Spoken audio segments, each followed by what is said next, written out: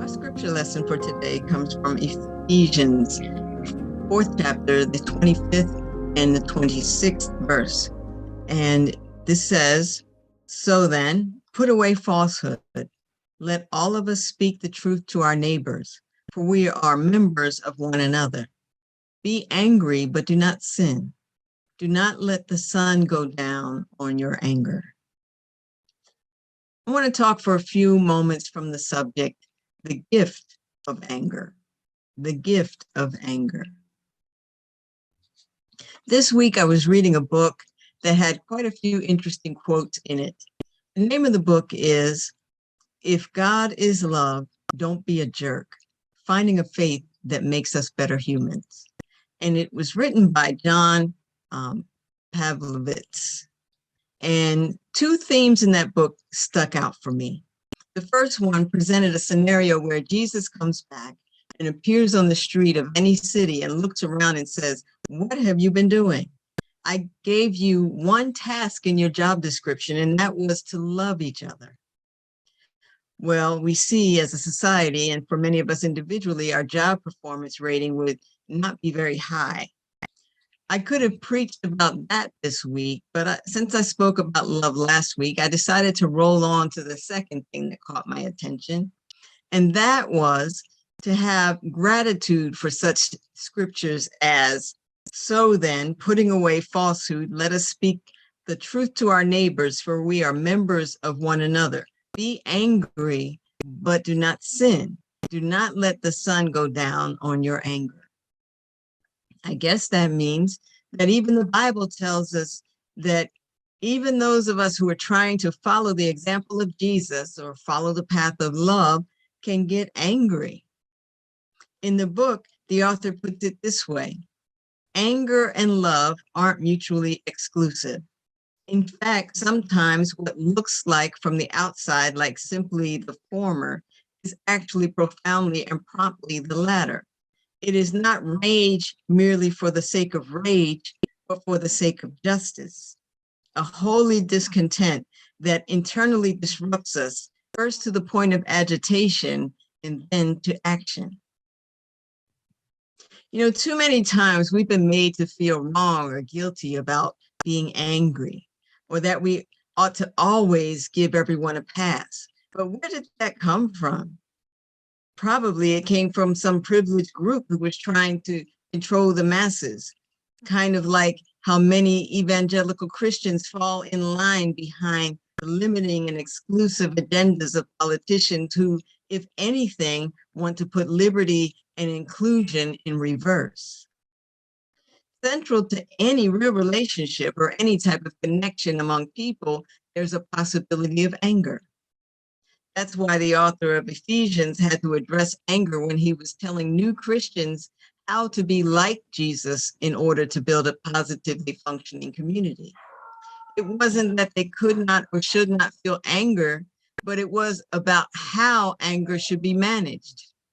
The text for today comes out of what was referred to as the letter to the Ephesians, an early Christian community. Some say Paul wrote the letter, but most biblical scholars agree that it was actually written by someone who knew Paul only through Paul's writings, not by any personal contact with Paul.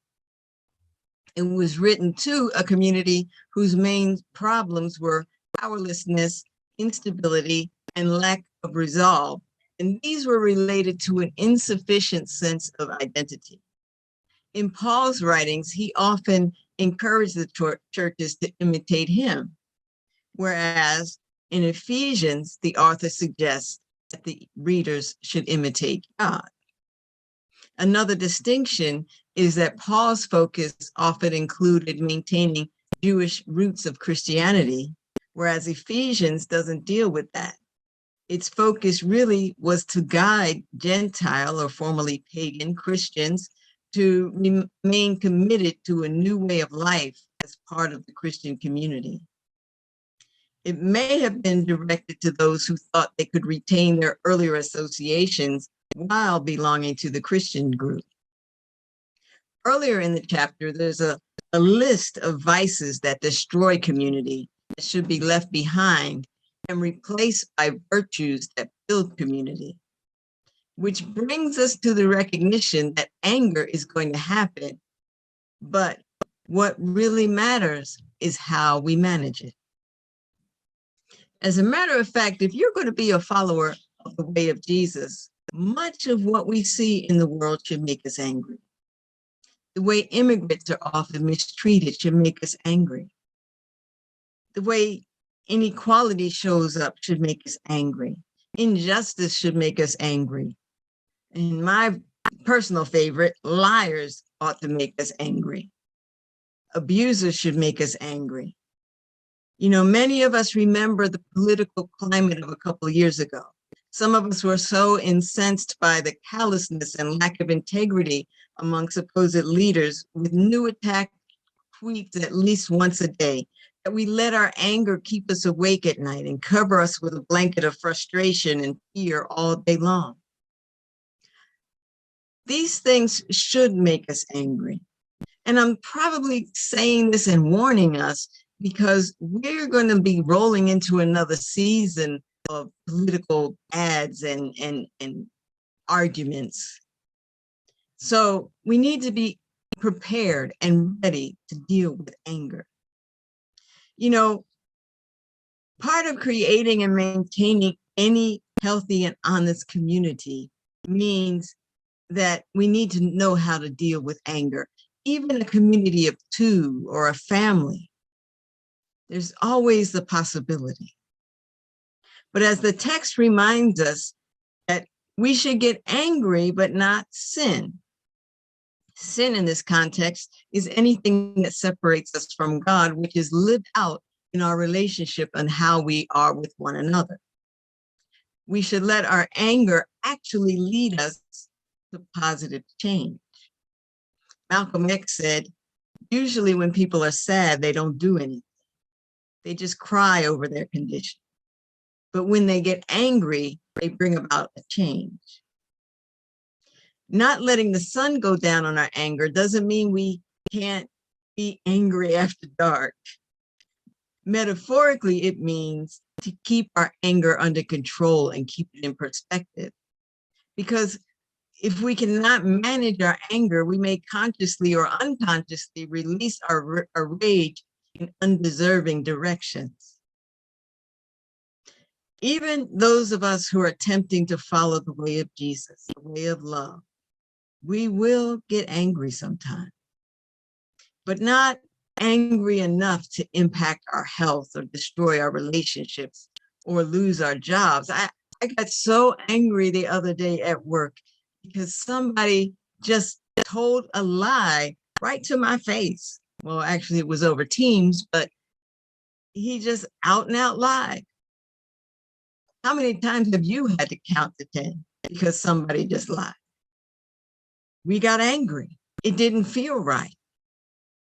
I was reading from the American Psychological Association. It said expressing your angry feelings in an assertive, not aggressive manner is the healthiest way to express anger. But to do this, you have to learn how to make clear what your needs are and how to get them met without hurting others. Be assertive doesn't mean being pushy or demanding. It means being respectful of yourself and of others. And that will help you keep your job. That's why the author of Ephesians, who is trying to advise what was supposed to be a love-based community, had to include something about anger. He said, let all of us speak the truth to our neighbors, for we are members of one another. Be angry, but do not sin. Anger is going to come to all of us at one time or another. No matter what we've been taught about anger not being Christ-like, we're going to get angry. You know, turning the other cheek, we don't need to focus just on that. We need to accept the fact that some things make us angry, and we don't have to be a doormat with a cross on it. We don't have to think that our anger is immoral. If we haven't learned how to acknowledge it and respond to it in a constructive way, then our actions, our responses to anger can be immoral or sinful or can destroy relationships. Aristotle even said, anybody can become angry, that's easy. But to be angry with the right person and to the right degree and at the right time and for the right purpose and in the right way, that's not within everybody's power, and it's not easy. It is interesting to note, I read somewhere that our capacity for anger is actually a gift from the Creator. That though it has the potential for harm, it serves a useful purpose in our lives.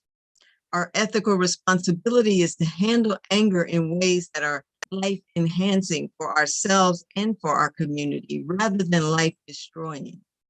The writer of Ephesians reminds his audience, and by extension reminds us, that we have the freedom, actually the responsibility, to handle anger creatively. The wise way to handle anger is to treat it with the same awe and respect for its power and its potential for both harm and for good. In the book, The Angry Christian, Andrew Lester states, anger is included in our imageness, recognized as a gift bestowed by and blessed by the Creator. Then, if we see anger that way, we can honor anger as a spiritual ally. Part of our imageness, it's part of being created in the image of God. It's a gift that comes along. He suggests that befriending anger and paying attention to it helps us to see its creative possibilities. He says this is an antidote to the deep and even unconscious hold that the anger as sin tradition has on many of us who grew up in the church. We have an option, we have a responsibility, we have a gift to live with anger and handle our anger creatively. One of the ways we can do that is to recognize our anger, because we can't respond responsibly when we don't even recognize that we're angry. Anger that isn't recognized is still there and can potentially grow into something more destructive. Some of us deny anger because we think it's immoral or unkind. But the sooner we recognize our anger, we can bring resources to bear on it to mitigate it before we get so hot and out of shape that it becomes dangerous. We need to know our signs. We need to be able to see that when our breathing changes or our ears get hot, or for me, my eye color changes, or our BP rises, or we get grouchy or cranky or touchy, or we start to frown. We need to be able to recognize those signs of anger. And then we have to be able to acknowledge our anger, accept it. Say, yes, I'm angry. I'm not feeling you right now. I'm not feeling the situation right now. And we need to overcome our fear of anger and let go of the guilt and the shame that we feel about being angry. And then we need to not get stuck in blaming ourselves or other people for being angry. And some of us even try to hide our anger from God. How silly is that? We can't hide anything from God, but we certainly don't need to hide the fact that we're angry. You know, we also have to demobilize the body, which means tune in to what's really going on. As I said before, we need to be able to recognize it and be able to respond with things like taking a walk or distracting yourself, or like I said, counting to 10, meditating, exercise, pray, do whatever we need to do to help regain our composure and our perspective. We need to evaluate the validity of the threat that we're feeling. Figure out if we're really angry, if there's really something to be angry about, or are we just misplacing blame? It's too easy to blame a situation on um, a person to blame them for how we feel. We might say we're angry, but maybe we're hungry, maybe we're tired, maybe we're overworked or stressed, or maybe we're unhappy in something like a relationship, or unhappy on our job, or something's going on, but we assign this feeling that we haven't named, we haven't owned, we assign it and blame the first person or situation that comes our way. They get blasted and they don't even know why, and half the time we don't know why.